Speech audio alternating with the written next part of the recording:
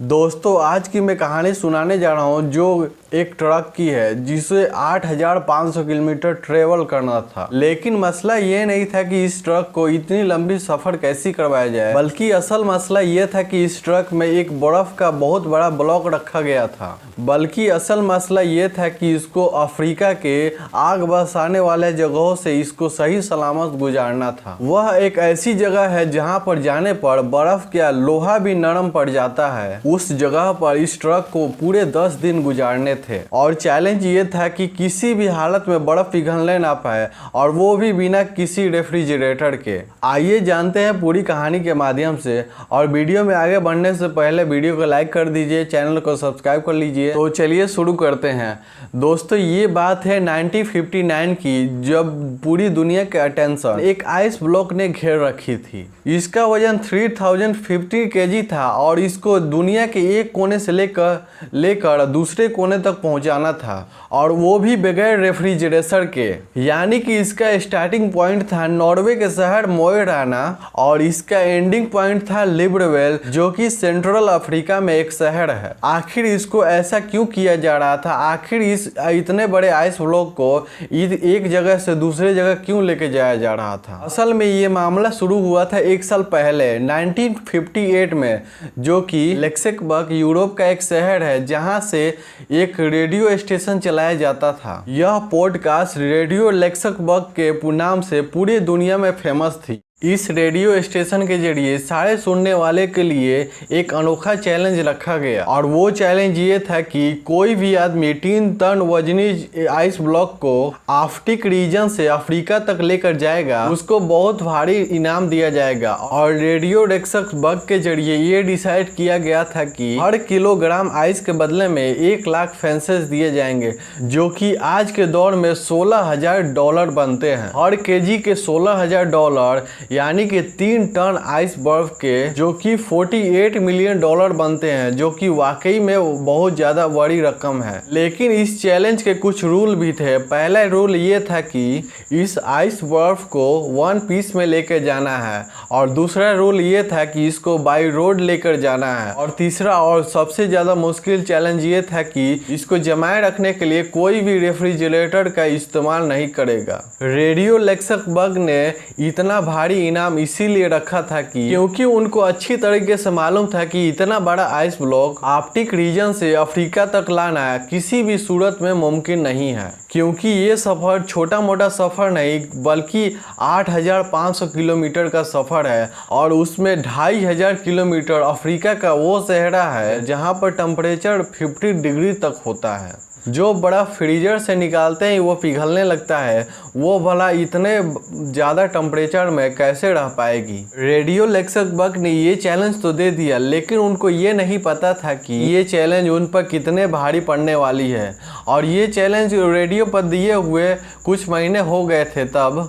तो एक दिन बर्गर नाटविक नामक एक शख्स ने ये चैलेंज कबूल किया कि वो ये चैलेंज करने के लिए तैयार है। बर्गर नाटविक नॉर्वे में एक इंसुलेशन कंपनी ग्लासवर्ड का मैनेजिंग डायरेक्टर था। उनको लगा कि उनकी कंपनी जो इंसुलेशन बनाती है उसके जरिए वो ये चैलेंज को बहुत आसानी से कंप्लीट कर सकते हैं। अगर बर्गर नाटविक इस चैलेंज को कंप्लीट करने में वो कामयाब हो गया तो वो अपनी कंपनी के लिए उसके लिए काफ़ी सारी दौलत इकट्ठी कर पाएगा। तो पूरी दुनिया में ये चर्चा होने लगा था कि रेडियो लक्सेमबर्ग का जो चैलेंज है आइसबर्ग वाला, उसको किसी शख्स ने इसको कंप्लीट करने का चैलेंज ले लिया है।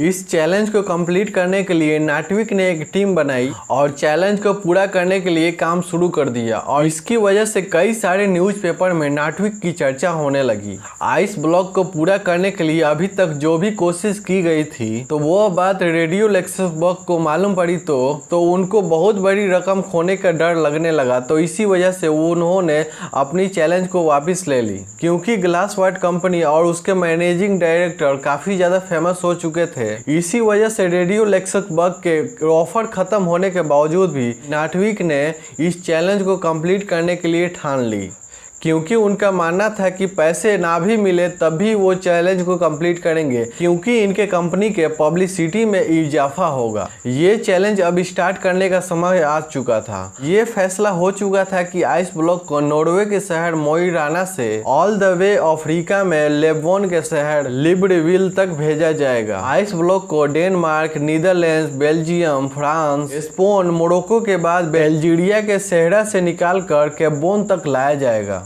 अब नेटवीक की टीम तैयार होती है। नेटवीक की टीम में एक इंजीनियर, 4 ड्राइवर, एक ट्रक मैकेनिक और 2 कैमरामैन भी शामिल थे। उन्होंने 3 टन आइस ब्लॉक को ग्लेशियर से काटने का फैसला किया, लेकिन इतना बड़ा आइस ब्लॉक को एक ही साथ उठाना काफी ज्यादा मुश्किल था। इसीलिए 200 केजी का ब्लॉक को काट कर हेलीकॉप्टर के जरिए नीचे भेजा गया। नेटवीक और उनके टीम को काफी ज्यादा मीडिया अटेंशन भी मिल रही थी। इसी वजह से कई सारी कंपनियां नेटवीक के इस चैलेंज को पूरा करने के लिए स्पॉन्सर करना शुरू कर दिया। सेल ने फ्यूल का जिम्मा उठाया और स्केनिया ने उनको ट्रक दिया जिस पर आइस ब्लॉक को रखा जाना था। 200 केजी के ब्लॉक को हेलीकॉप्टर के जरिए नीचे लाया गया और इन सभी को मिलाकर एक 3050 केजी का एक बड़ा सा ग्लेशियर बनाया गया। ये ब्लॉक को किसी खास कंटेनर में डालकर इस ट्रक पर रखा और इसके साइडों पर किसी खास ग्लास बोल के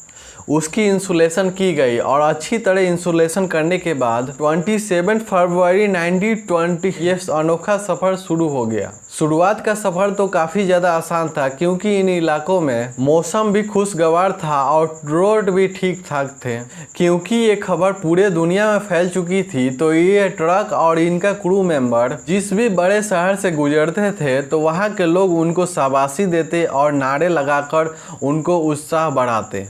जैसे जैसे उनका सफ़र बढ़ता जा रहा था, उनके पब्लिसिटी में काफ़ी ज़्यादा इजाफा हो रहा था। उनको बहुत सारे लोग पहचान रहे थे। जब ये ट्रक पेरिस से गुजर रहा था तो वहाँ के पुलिस वालों ने भीड़ वाले इलाके से उनको आसानी से बाहर निकालने के लिए खास प्रोटोकॉल भी दी और यहाँ तक उन्होंने उन लोगों को खिलाया भी था। अब उनको चलते चलते तकरीबन 1 हफ्ता गुजर गया था। उसके बाद उनके ट्रक को क्रेन के मदद से उठाकर एक शिप पर रखा गया, क्योंकि उनको एक बड़ा हिस्सा समुंदर का तय करना था। जब ट्रक समुंदर के एक हिस्से से दूसरे हिस्से पर जब पहुंची, तब वहां पर एकदम से ही क्लाइमेट चेंज हो गया था। अब ट्रक अफ्रीका के सरजमी पे पहुंच चुका था। वहां पर काफ़ी ज़्यादा गर्मी थी। इसके वजह से अब आइस ब्लॉक को पिघलने से भी खतरा था और गीले इलाके में चलने से उनका इंजन का भी खतरा था और उनके साथ जो क्रू थे उनका भी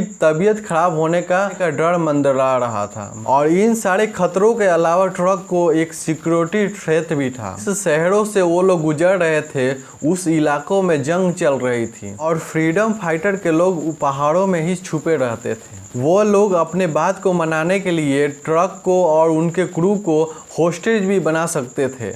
इस खतरे से निपटने के लिए फ्रेंच फॉरेस्ट रीचर ने उस एरिया के कुछ खास सेफ्टी दी और उनको कुछ खास इंस्ट्रक्शन भी दिए। उन्होंने कहा कि आप लोगों को कम से कम स्टॉप लेकर यहाँ से आप लोगों को गुजरना है। लेकिन वो एक ऐसा इलाका था कि वहाँ पर खाली रेत ही रेत थे, वहाँ पे कोई रोड था ही नहीं, जिसकी वजह से ट्रक जाकर कहीं ना कहीं फंस जाया करता था। उनको मंजिल पर पहुँचने की जितनी जल्दी थी उतना ही ज़्यादा उनको रास्ते में मुश्किलात आ रहे थे। हर बार ट्रक कहीं जाकर गड्ढे में फंस जाया करता था तो उनके क्रू मेंबर को उस ट्रक को निकालने में काफ़ी सारे और काफ़ी ज़्यादा घंटे लग जाया करते थे। दुनिया के सबसे बड़े आइस ब्लॉक को ट्रांसपोर्ट करने के लिए ये मिशन उनके गले में आ चुका था, क्योंकि एक तरफ फ्रीडम फाइटर का खतरा था, दूसरी तरफ उनको गर्मी ने हालत बिगाड़ रखी थी। और सबसे बड़ी बात ये थी कि उस ट्रक में रखे हुए आइस ब्लॉक को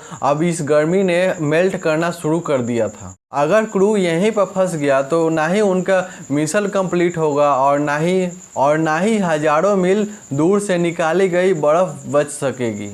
इस दौरान अपने बर्फ़ के निकले हुए पानी को वहाँ के कुछ जानवरों को पिलाया, जो कि असल में दुनिया का सबसे महंगा पानी था। कई रातें उन्होंने स्लीपिंग बैग पर सोकर गुजारी और आहिस्ता आहिस्ता अपने मंजिल की तरफ बढ़ते रहे और धीरे धीरे आगे बढ़ते बढ़ते आखिरकार वो लोग इस रेतीले तूफान वाले इलाके से बाहर निकल ही गए। अब वो लोग अपने मंजिल के काफी ज्यादा करीब थे। पूरे 28 दिनों के सफर करने के बाद ट्रक, क्रू और बचा हुआ आइस बर्फ लिब्रेविल पहुंचने में कामयाब हो चुका था। लिब्रेविल पहुंचने के बाद उनका भरपूर इस्तेमाल किया गया, लेकिन वहां के सारे लोगों को यही जाननी थी कि 28 दिनों तक सफर करने के बाद उनके ट्रक में जो आइस बर्फ था, तो आखिरकार उस ट्रक के कंटेनर को खोला गया, जिसे देखने के बाद वहां के लोगों की आंखें फटी की फटी रह गई। जब नॉर्वे से वो ट्रक निकला था तब वह उस आइस बर्फ का वजन 3050 केजी था।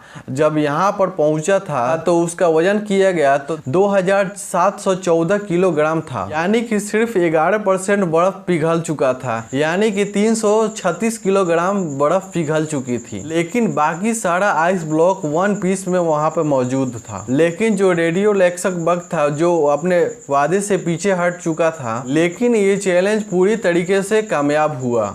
तो ये बर्फ को तोड़कर कैबोन के लोगों को डिस्ट्रीब्यूट की गई, जिन्होंने आज से पहले कभी भी बर्फ नहीं देखी थी। नाटविक और उनकी कंपनी को कुछ कैश रिवॉर्ड उस समय तो नहीं मिला, लेकिन इस चैलेंज को करने के बाद उनके कंपनी के ग्रोथ में 4 चांद लगा दिए थे। ग्लास वर्ट आज भी ग्लावा के माध्यम से इंसुलेशन बनाती है और 1959 के बाद इनके कंपनी में काफी ज्यादा इजाफा होते जा रहा है। दोस्तों, ये कहानी मैं जेएम टीवी चैनल से लिया हूँ, इसका पूरा श्रेय जेएम टीवी चैनल को जाता है। अगर आपको ये कहानी पसंद आया है तो वीडियो को लाइक कर दीजिए, चैनल को सब्सक्राइब कर लीजिए। चलिए, जय हिंद।